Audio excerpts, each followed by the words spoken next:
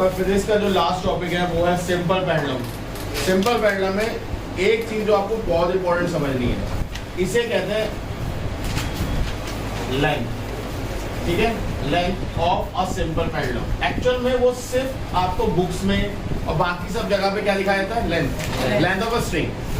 But actual में simple pendulum की जो लेंथ होती है वो कहाँ तक होती है, बॉब के सेंटर तक, और उसको बोलते हैं इफेक्टिव लेंथ। उसको क्या बोला जाता है? अगर मैं इसी को थोड़ा माइक्रोस्कोपिक लेवल में बड़ा कर दूं तो ये इतना बड़ा बॉब मान ले, माइक्रोस्कोप लेवल में बहुत लंबा कर दिया। तो ये है, यहाँ तक उसकी लेंथ एक्चुअल में होनी चाहिए। समझ में आ रहा है? कहाँ पे? बॉब के सेंटर में। बट ये क्या कहलाएगा? रेडियस ही कहलाएगा। सेंटर से जो उसके एच तक है, ये डिस्टेंस को क्या कहते हैं? तो अब मुझे बताओ, अगर मैं कहूँ इफेक्टिव लेंथ जो है वो L प्लस R है, तो गलत तो नहीं कहूँगा मैं? L क्या है? लेंथ ऑफ अ वायर या लेंथ ऑफ अ स्ट्रिंग, और R कितनी बात समझ में? अब मुझे एक चीज बताओ, अगर L कंपैरेटिवली बहुत बड़ा है R से, तो उस केस में हम इसे L ही ले लेते हैं इफेक्टिव लेंथ को। समझे या नहीं समझे? मतलब यार मैं आपको कह रहा हूँ आपका 2 करोड़ रुपए है, मैंने उसमें 1 रुपए दे दिए, तो क्या बोलेगा तेरे पास कितने रुपए? ऑलमोस्ट 2 करोड़ ही बोलेगा। ये थोड़ी कहेगा 2 करोड़ 1 रुपया सर मेरे पास। ठीक है, तो कहेगा तू रख ले। समझ में आ रही है बात? तो वैसे ही ये लेंथ इतनी बड़ी थी कि इस लेंथ के कंपैरिजन में छोटा सा रेडियस था वो ना के बराबर था। तो अगर वो रेडियस ना के बराबर है तो हम उसे कंसीडर नहीं करते, हम क्या बोलते डायरेक्ट L प्लस R को किसके इक्वल रख लेते हैं? क्योंकि वो R इतना छोटा है, उसे ऐड करो फर्क नहीं पड़ेगा। समझ में आई बात? कोई डाउट है तो बताओ। चलिए ओके, अब इसको पेंडुलम के साथ इस मोशन, इसका जो मोशन होता है उसे हम क्या बोलते हैं? टू एंड फ्रो, यानी ऑसिलेटरी मोशन कहलाता है। इसे क्या बोलते हैं? To and fro. हमारे को इसमें डिटेल में नहीं आना, इसके मोशन पे हमें इससे स्टडी करना है कि इसका टाइम पीरियड कितना होगा। आप क्लास 11th में डायमेंशन करके एक चैप्टर पढ़ते हो, क्लास 11th में, वहां पे आप इसका डेरिवेशन करते हो कि ये फॉर्मूला क्यों ऐसा ही निकल के आया। तो फॉर्मूला क्या होता है टाइम पीरियड का? 2 = √L/G। अब मैं इसको थोड़ा सा इलॉबरेट करने की कोशिश करूंगा क्यों। अगर मैं आपसे सिंपल सा जवाब पूछूं कि अगर लेंथ ज्यादा लंबी होगी तो ज्यादा पाथ को फॉलो करना पड़ेगा, नहीं करना पड़ेगा? टाइम पीरियड बढ़ेगा। अगर मैं कहूं इधर देखो रहेगा, ये था पेंडुलम, ये यहां तक गया, इधर तक थोड़ा सा ऊपर है, यहां तक, और इधर भी यहां तक। ठीक है, अब यही पेंडुलम सोचिए यहां से इतना लंबा हो गया तो टाइम भी बढ़ जाएगा। तो अब खुद देखो ये इतना डिस्टेंस ट्रेवल करेगा नहीं करेगा? और पहले वो सिर्फ इतना करता, इसे कहते हैं ना वन ऑसिलेशन। और ऑसिलेशन क्या होता है? ये कहलाता है मीन पोजीशन। मीन से एक्सट्रीम, एक्सट्रीम से वापस मीन आया बट रुका नहीं, कहाँ चल रहा है, दूसरा एक्सट्रीम और वापस मीन। इसे कहते हैं वन ऑसिलेशन। वन ऑसिलेशन क्या है? मीन टू एक्सट्रीम, कोई भी इधर इधर कहीं भी बगा लो, एक्सट्रीम मीन एक्सट्रीम दोबारा। क्या यही ऑसिलेशन कहलाता है? मान तो अब सिंपल भाषा में मैं तुम्हें समझाना मांगू तो मैंने लेंथ बड़ी कर दी तो ये ज्यादा बड़ा डिस्टेंस हो गया नहीं हो गया? लेंथ बढ़ने में टाइम बढ़ेगा नहीं बढ़ेगा? तो इसमें तो कोई किसी को डाउट नहीं है। मतलब टाइम पीरियड डायरेक्टली प्रोपोर्शनल है। देखो ना ऊपर लिखा हुआ है, ऊपर लिखा हुआ तो उसे क्या बोलते हैं? डायरेक्ट। मतलब लेंथ बढ़ाओ टाइम पीरियड भी बढ़ेगा, लेंथ घटाओ तो टाइम पीरियड घटेगा। कोई डाउट? No sir. अब इसके बाद में जरा एक चीज पे आऊं, ऑसिलेशन। ऑसिलेशन सिखा दो जरा थोड़ा सा, है ना? मान लेते हैं पेंडुलम था, ये उसकी एक्सट्रीम पोजीशन थी, ठीक है? ये डिस्टेंस को माना x, तो ऐसा गया होगा, Yes, sir. फिर वापस आया होगा, बट अरे यहीं चला गया। अब सुनो, ये क्या था मीन, ये क्या था Extreme. इवन मान ले एक्सट्रीम 1 और ये एक्सट्रीम Extreme 2। 2. तो मीन से एक्सट्रीम क्या x, यस सर, वापस आया तो यहाँ से दोबारा वापस आया तो यहाँ तक ये x ही तो होगा, Yes, sir. यस सर, और मीन से फिर दूसरे एक्सट्रीम जा रहा तो ये भी तो एक्सट्रीम होगा। Yes, sir. इतनी बात समझ नहीं? Yes, sir.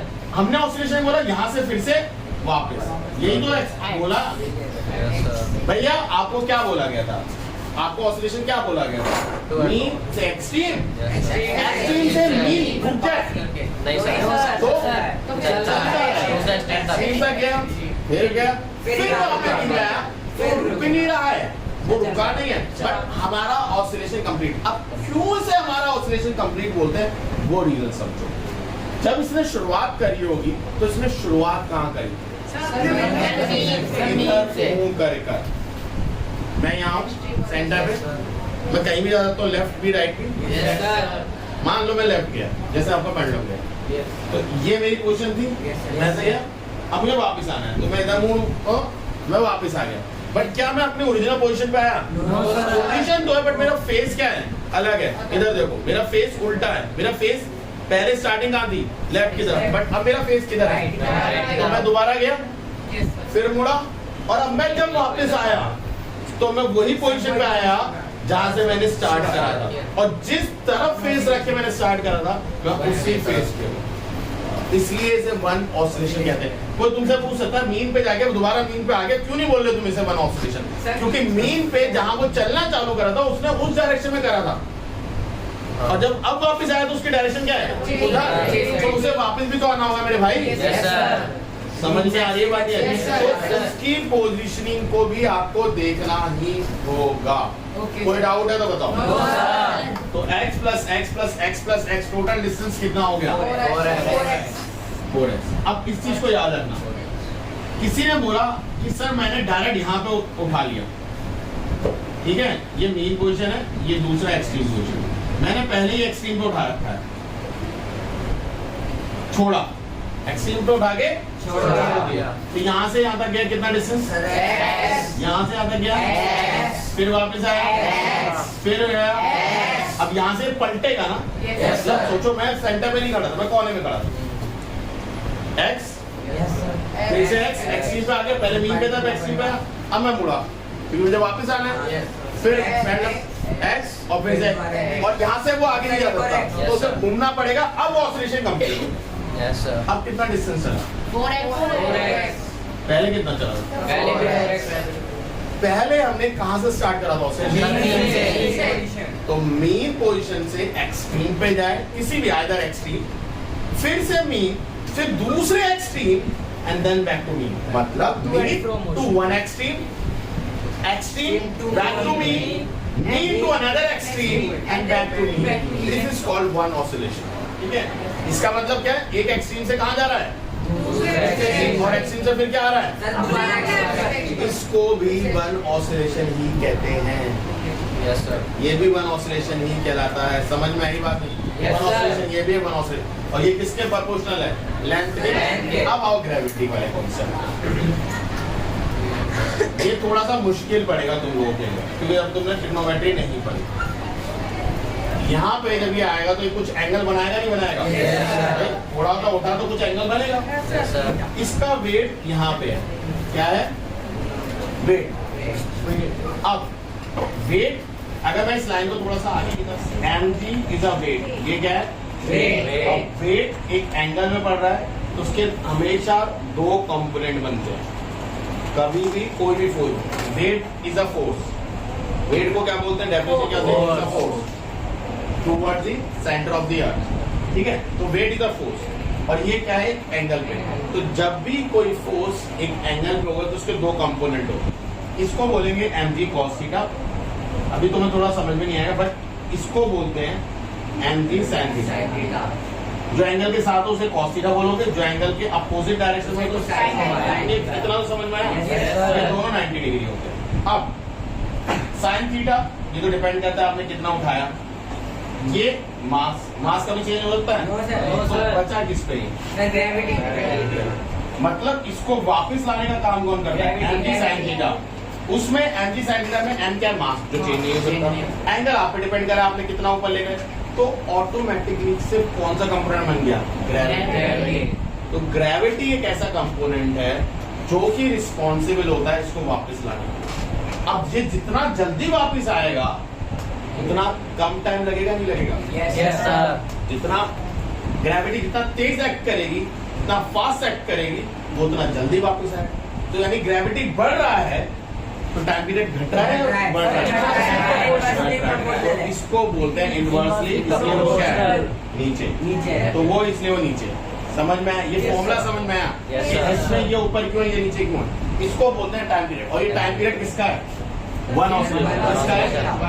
One oscillation. Clear है? Yes, sir. अब टाइम पीरियड वन ऑसिलेशन। अच्छा, इसमें 2 पाई क्या कर रहा है? It's a constant, simple. तो इसे फॉर्मूले वो आप लोगों के लेवल पे कैसे समझते हैं? Time period is directly proportional to L, ये पहली equation. Time period is inversely proportional to under root G, ये दूसरी पोजीशन। दोनों कंबाइन कर दो तो under root L upon under root G, इसे एक साथ में लिख सकता हूँ। और P is directly proportional to under root L upon G. जब भी प्रोपोर्शनल हटता है और इक्वल आता है तो एक कांस्टेंट आता है, और इस कांस्टेंट की वैल्यू हम एक्सपेरिमेंटेशन से ड्राइव करते हैं। कैसे ड्राइव करते हैं? Experimentation। की वैल्यू हो जाएगी 2 pi under root L upon G. किसी को कोई भी तरीके का डाउट है No, sir. हमारे लेवल पे यही होता है डेरिवेशन कि टाइम पीरियड एल के डायरेक्टली प्रोपोर्शनल है। एक सेकेंड, टाइम पीरियड 1 अपॉन जी के इनवर्सली प्रोपोर्शनल है। ये मैंने तुम्हें करके बताया अभी कैसे कैसे। लेंथ बढ़ाओगे टाइम पीरियड बढ़ेगा, ग्रेविटी घटाओगे तो टाइम पीरियड बढ़ जाएगा, ग्रेविटी तेज जब बढ़ेगी तो बढ़ेगा। और इनके बेसिस पे दोनों कंबाइन कर दो तो ये बनता है या ये बनता है, दोनों में से कोई एक बना दो। हटा प्रोपोर्शनलिटी हटती है तो क्या आता है? कांस्टेंट। और इस कांस्टेंट की वैल्यू जो निकल के आती है एक्सपेरिमेंटेशन वो है 2 पाई, और इसको हम पुट कर देते तो ये फॉर्मूला हमारे पास आ जाता है। अब बताओ एक्सपेरिमेंट, देखो इस फॉर्मूले को एक्सपेरिमेंट करा गया, एक्सपेरिमेंट करा तो उन्होंने बोला है लेंथ के डायरेक्टली प्रोपोर्शनल। कैसा? तो उन्होंने बोला under root times gravity inversely proportional है रूट टाइम्स। उन्होंने वैल्यू डाली और एक्सपेरिमेंट करके देखा, टाइम पीरियड की value root L by G नहीं आ रही, कुछ चेंज आ रहा है। तो उन्होंने जो टाइम पीरियड की एक्सपेरिमेंटेशन वैल्यू है और जो आपकी थ्योरेटिकल वैल्यू है एल और जी की वैल्यू निकाल सकते हैं ना, ग्रेविटी की और इसकी लंबाई ना आप लोग, इन दोनों की जो वैल्यू है इनको डाला तो उन्होंने देखा है कि एक कांस्टेंट आ रहा है, एक रेशियो आ रहा है 22/7, हर बार एक फ्रैक्शन आ रहा है के। तो के क्या होता है? 22/7 इंटू 44/7 आ रहा है हर बार। तो उन्होंने बोला यार हर एक्सपेरिमेंट में भी आ रहा है, तो क्यों ना हमारा जो थ्योरेटिकल आंसर है उसमें 2 पाई यानी 2 इंटू 22/7 मल्टीप्लाई कर दें, जिससे हमारा थ्योरेटिकल आंसर और हमारा ऑब्जर्वेशन आंसर एक जैसे हो जाए। तो वहां पे ये वैल्यू क्या आती है? 2 पाई। अब देखो आपको मैं एक और चीज सिखाता हूँ। फोर्स जैसे नॉर्मली होती है वो डायरेक्टली प्रोपोर्शनल मास होती है, force directly proportional to acceleration भी होती है। तो फोर्स को रखा गया तो m इंटू ए आया, यहाँ भी हटा तो k आया। k प्रोपोर्शनलिटी कांस्टेंट कहलाता है हमेशा, बट यहाँ पर k की वैल्यू 1 आती है। 1 इंटू एम की जगह हम इसे क्या लिखते हैं? सिर्फ m। इसलिए फोर्स का डायरेक्ट फॉर्मूला m इंटू ए। यहाँ पे k की वैल्यू 1 क्यों है? क्योंकि जब हमने एक्सपेरिमेंट करा वैल्यूज को डाला, वैल्यू से और एक्सपेरिमेंटेशन वैल्यू ऑब्जर्वेशन वैल्यू दोनों सेम है, तो इसका मतलब k की वैल्यू क्या है? 1। ऐसे इस जगह पे जब करा तो यहाँ पे k की वैल्यू क्या निकल गई? तो वो एक एक्सपेरिमेंटेशन से निकलती है, एक्सपेरिमेंट परफॉर्म करते हैं उससे वो निकलती है। एक पेंडुलम को लिया, छोड़ा, वो ऑसिलेट कर रहा है, टाइम पीरियड नोट करा आपने, एल और जी आपको पता है, डिवाइड करा। आपने कहा सर मेरी ऑब्जर्वेशन वैल्यू कुछ थी, मैंने एल और जी वैल्यू डाल के डिवाइड करा, बट कुछ आंसर सेम नहीं आ रहा। तो आपने फिर जब एल और जी की वैल्यू डाल के 2 पाई मल्टीप्लाई करा तो आपके एक्सपेरिमेंट वाली वैल्यू और आपकी थ्योरेटिकल वैल्यू दोनों सेम आ गई। इस वजह से ये हम 2 पाई डालते हैं। कोई और डाउट किसी को?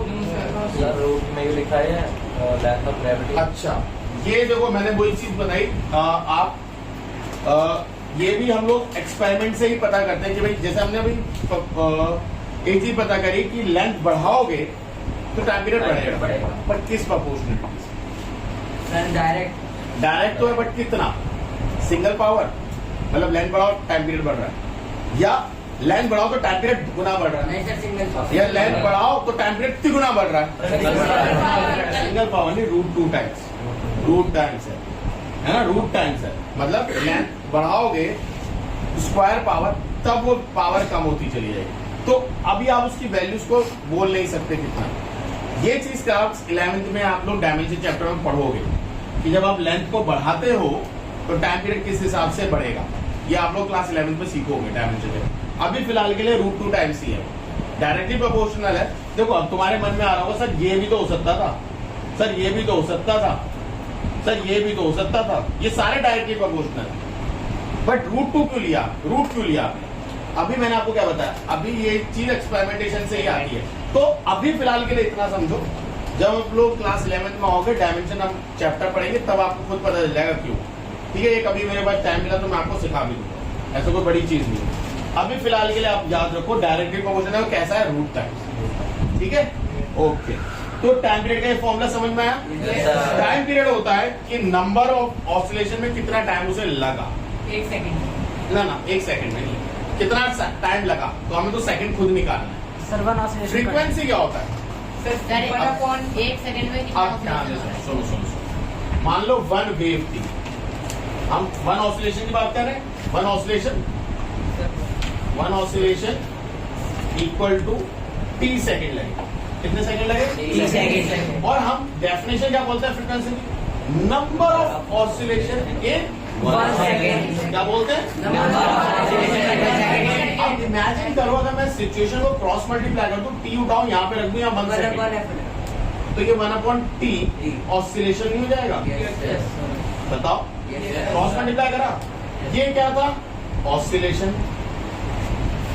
ये क्या था? टाइम। मतलब एक ऑसिलेशन को टी टाइम लगा तो टी क्या कहलाता है उसका?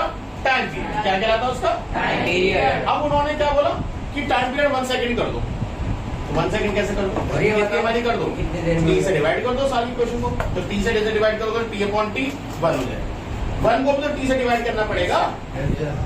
तो ये नंबर ऑफ क्या आएगा? ऑसिलेशन। ये नंबर ऑफ क्या आएगी? ऑसिलेशन। ध्यान से सुनो, इसी को हम बोलते हैं फ्रीक्वेंसी। 1/t। तो कहां से आया फॉर्मूला? यहां से आया। जो आप डेफिनेशन बोल रहे हो उस पर ध्यान दो। आप क्या डेफिनेशन बोल रहे हो? The number of oscillation in 1 second. तो वो टाइम पीरियड को डिवाइड करके तो आया। Yes sir. 1/t equals to f। ठीक है, तो फ्रीक्वेंसी का फॉर्मूला इसका उल्टा 1/2 पाई, ऊपर क्या आ जाएगा? g अपॉन कोई डाउट है तो बताओ। ठीक है, इसके बाद आपसे वो एक और चीज पूछते हैं। हाँ बोलो बेटा, टाइम पीरियड का फॉर्मूला क्या था? 2 अपॉन है ये क्या? 1/टाइम पीरियड। 1/टाइम पीरियड क्या होता है? उल्टा। तो इसका उल्टा कर दो, 2 पाई ऊपर था, नीचे रख दिया मैंने। नीचे क्या था? जी, उसको ऊपर कर दिया, एल को नीचे लिया, रेसिप्रोकल कर दिया, सिंपल। कितनी बार समझ में फ्रीक्वेंसी? अब आपसे पूछा जाएगा कि आपको पेंडुलम पता चल गया, किस किस पे डिपेंड है वो पता चल गया। अब आपसे छोटी मोटी चीजें पूछी है, मान लो ये सब रब कर दूं। अब वो आपसे एक चीज पूछ लेंगे, मान लो लाइन डबल कर दी, टाइम पीरियड क्या होगा? लाइन डबल कर दी, टाइम पीरियड क्या होगा? लेंथ हाफ कर दी, टाइम पीरियड क्या होगा? लेंथ 4 टाइम्स कर दी तो क्या होगा? अब हम ऐसे क्वेश्चंस करेंगे। ठीक है, अभी मैं करवाऊंगा आप लोगों को।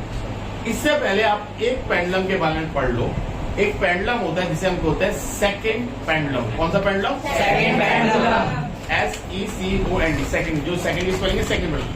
उस पेंडुलम का टाइम पीरियड कितना होता है? 2 सेकंड। कितना होता है? 2 सेकंड। उसकी लेंथ कितनी होती है? 1 मीटर। 1 मीटर। उसकी लेंथ कितनी होती है? और लेंथ भी मत बोलो, क्या बोलो? Effective length. कौन सी length? Effective length 1 metre. Radius को जो प्लस, उसकी लेंथ कितनी होती है? 1 मीटर। और टाइम पीरियड कितना होता है? 2 सेकंड। फ्रीक्वेंसी कितनी होगी? 1/2 क्या होता है? 0.5 हर्ट्ज। फ्रीक्वेंसी की ऐसा यूनिट देखो, टाइम की जो सेकंड है, ऐसा यूनिट टाइम की किसी है? सेकंड। फ्रीक्वेंसी की ऐसा यूनिट क्या होता है? Z भी लिख दोगे तो भी चलेगा। ठीक है, अब मैंने क्या बताया? टाइम पीरियड कितना बताया तुमने? 2 सेकंड। तो फ्रीक्वेंसी क्या होता है? 1/टाइम पीरियड। तो 1/2 क्या होता है?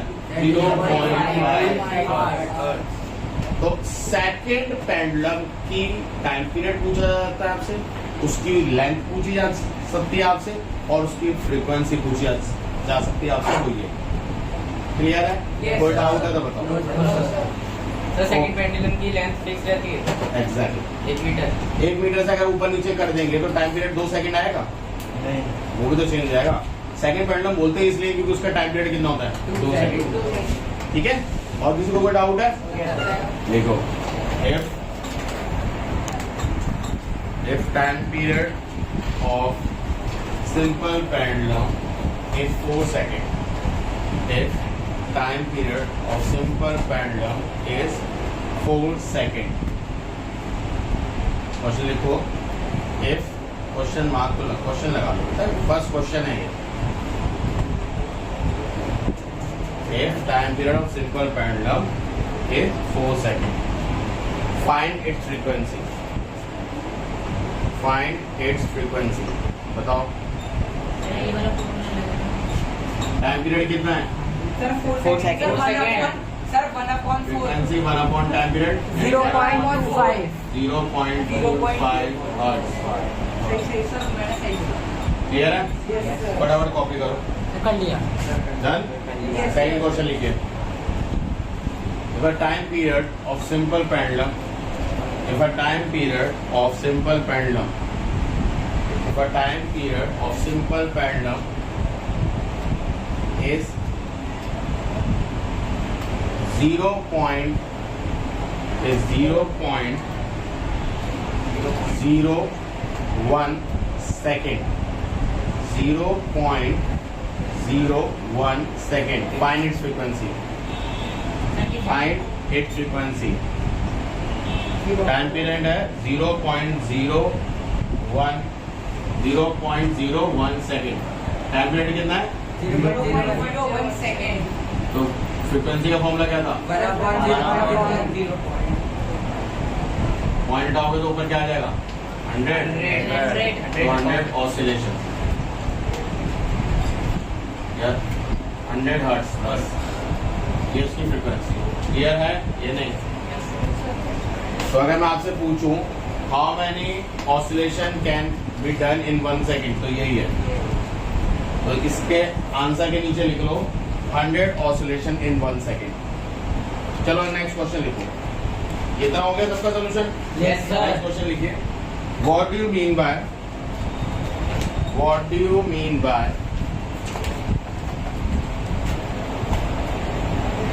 by the statement?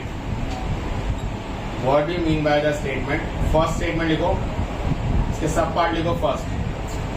What do you mean by statement? First part, time period 2 seconds, time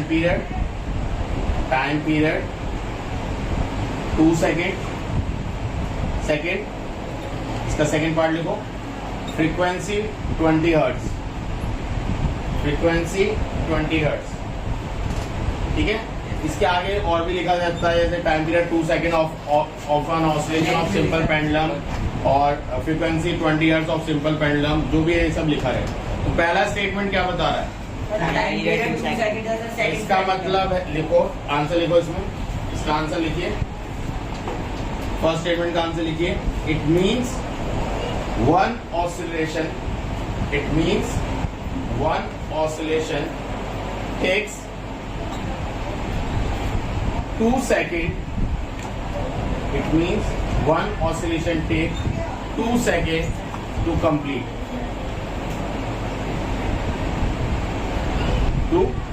bracket में लिखो, one oscillation means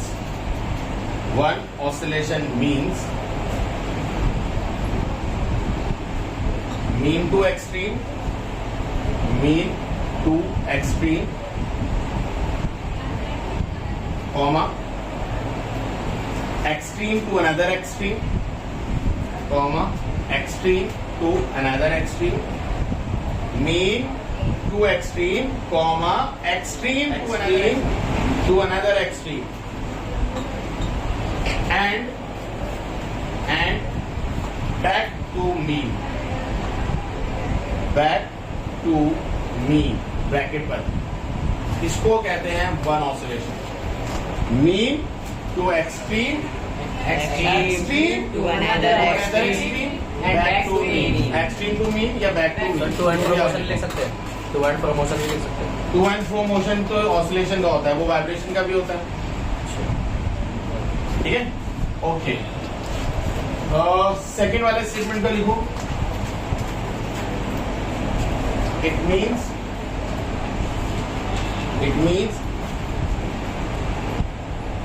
20 oscillation mean 20 oscillation in 1 second। मतलब ऐसे वाले टू एंड फ्रो मोशन कितने हो गए? 20 एक ही सेकंड में। 20 हर्ट्ज का मतलब क्या है कि ऐसे 20 ऑसिलेशन हो गए सिर्फ एक सेकंड में। वो लिखो 20 ऑसिलेशन इन 1 सेकंड। क्लियर है? Yes, sir. Okay. Question, next question. What happened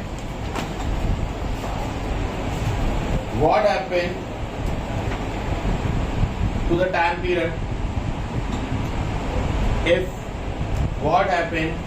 period if mass of Bob become twice?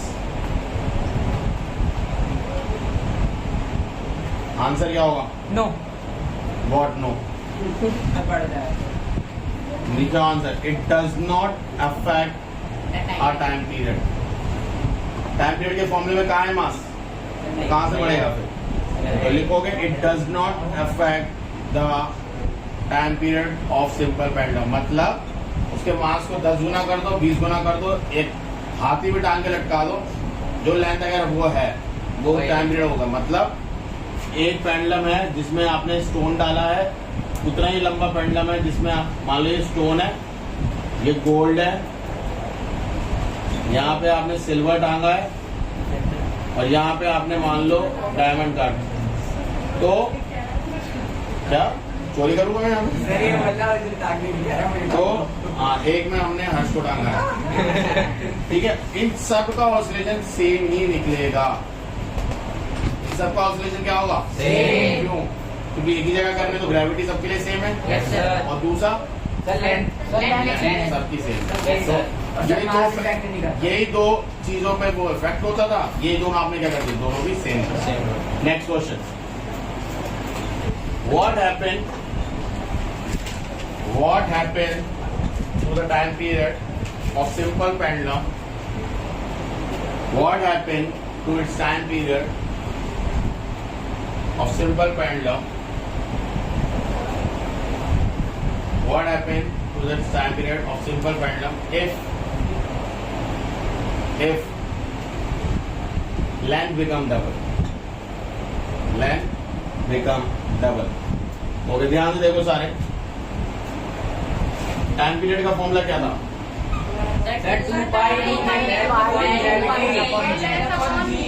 ये मान लो पहले का टाइम पीरियड था, हमें नहीं पता क्या था, बट ये पहले का टाइम पीरियड था। L1 यानी लेंथ अब चेंज कर दी।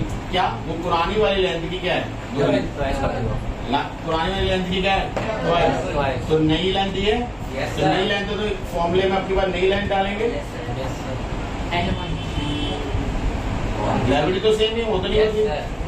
L1 की वैल्यू क्या है? पुरानी वाली लेंथ को 2 टाइम्स। तो ये नया टाइम पीरियड होगा T1। ये पुराना वाला टाइम पीरियड तो नहीं हो सकता। 2 पाई, क्या मैं L1 की जगह 2L लिख सकता हूँ? Yes, sir. ये जो रूट में है इसको मैं अलग लिख रहा हूँ। अब ध्यान देखो मैं कर क्या रहा हूँ।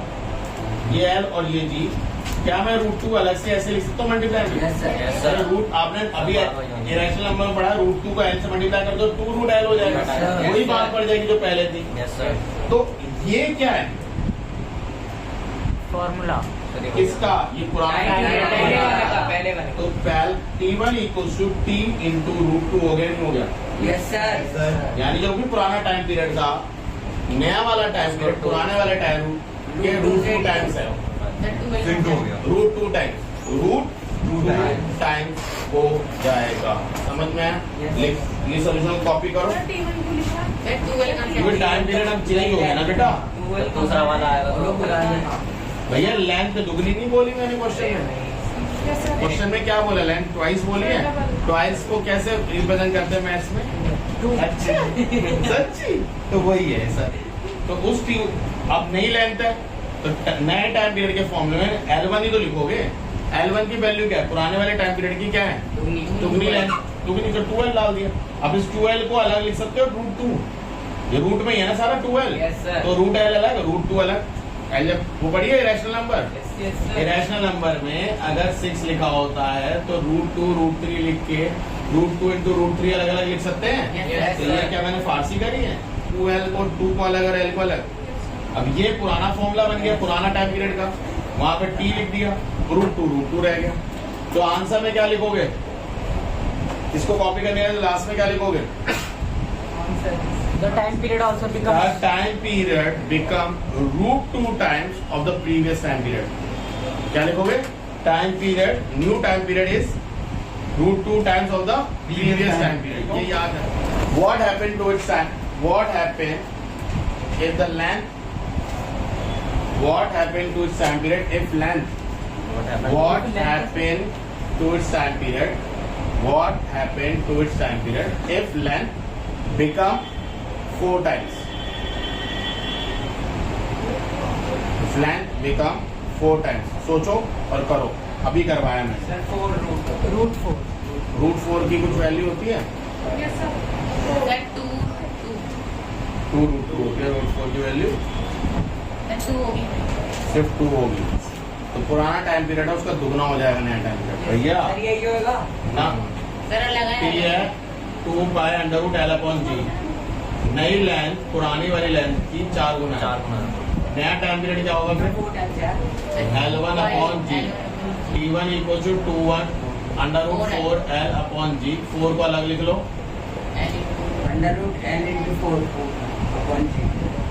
इसका मतलब क्या है? पुराना टाइम पीरियड, और इसका मतलब क्या होता है? 2। बुद्धिमान।